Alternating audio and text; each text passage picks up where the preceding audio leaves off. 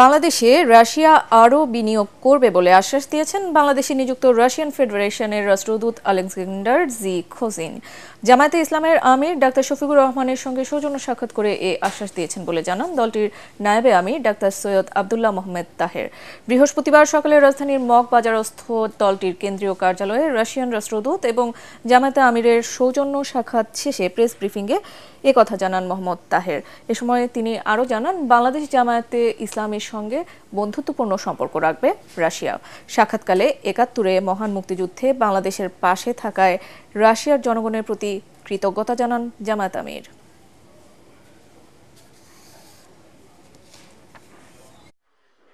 বাংলাদেশে তাদের ইনভেস্টমেন্ট আরও বাড়বে, সাপোর্ট থাকবে।